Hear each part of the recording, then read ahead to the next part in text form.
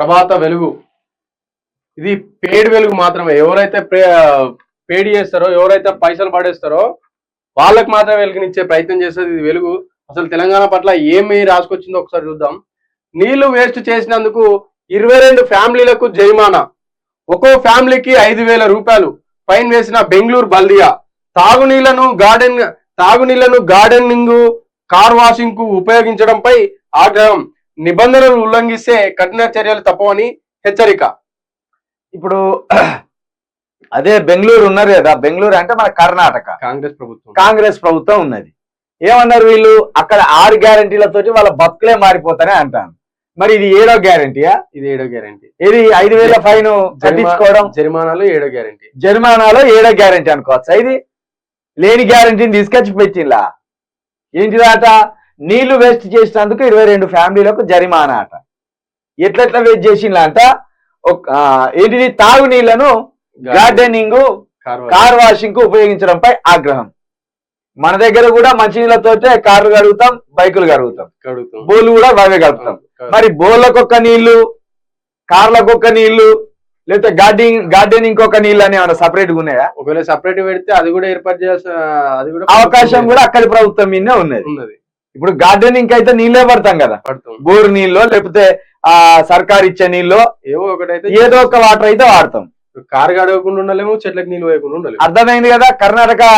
కర్ణాటకలో 6 గ్యారంటీలు మొత్తం ప్రజల రూపురేఖలు మారుస్తానే అంటే రూపురేఖలు మార్చడేమో కానీ వాళ్ళ నజ్జిని రగొడతాను. మొన్న ప్లేట్ కడిగితే 2,000 రూపాయలు ఫైన్ అన్నారు. ఆఖరికి బాత్రూమ్ పోయి కడుక్కుంటే కూడా 1,000 రూపాయలు ఫైన్ వేసి తట్టున్నారు. కాబట్టి బాత్రూమ్ పోయి కడుక్కోకూడదు. రానున్న రోజుల్లో తెలంగాణలో కూడా ఇదే పరిస్థితి వస్తుంది. రానున్న రోజుల్లో మన దగ్గర కూడా కంచం కడిగితే 2,000 రూపాయలు ఫైన్, గార్డెనింగ్ కి నీళ్లు పెడితే 5,000 రూపాయల ఫైన్, లేకపోతే కార్ వాషింగ్ చేస్తే 10,000 రూపాయల ఫైన్. ఈ నీళ్లు వాడితే ఇట్లా ఫైన్లు అని వాళ్ళు లెక్క కడతారు మన రేవంత్ రెడ్డి గుంపు మేస్త్రి గారు. ఇంకా మనం బాత్రూమ్ పోయినా ఇక కడుక్కోకుండా అట్లనే రావాలి, కడిగితే 1,000 రూపాయల ఫైన్. టిష్యూ పేపర్లు టిష్యూ పేపర్లు ఏం దొరకాలి, అవి మళ్ళా రేటే కదా. కాబట్టి ఇగో కాంగ్రెస్ ప్రభుత్వం కర్ణాటకలో తెచ్చిన పాలసీ ఏదైతున్నదో అద్భుతమైన పాలసీ ఇది, సిగ్గుండద్దు.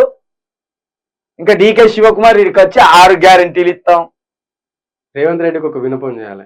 ఒకవేళ అలాంటి టిష్యూ పేపర్లు వాడుకునే పరిస్థితి వస్తే ఈ వెలుగు పేపరు, శనార్థి పేపరు ఒకవేళ నీళ్లు వాడొద్దనే అవకాశం గనక, ఆర్డర్ గనక తెలంగాణ ప్రభుత్వం ఇదే రేవంత్ రెడ్డి గారు ఇస్తే, మరి మా మూతులు దూడ్చుకునే దానికో మా ముడ్లు దూడ్చుకునే దానికో ఈ వెలుగు పేపర్ ని ఇంటింటికి సరఫరా చేయాలి.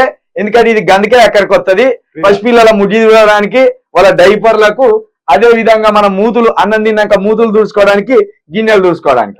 ఇక మళ్ళీ కానీ ఇంటింటికి పంపాలి, వాడే దూడిచి రావాలి. ప్రత్యేకంగా వాన్ పేపర్ పట్టుకొని వాడే వచ్చి తుడిచిపోవాలి. సిగ్గుండాలి కదా. ఇక్కడికి తీసుకొచ్చిండ్రు రాష్ట్రాన్ని.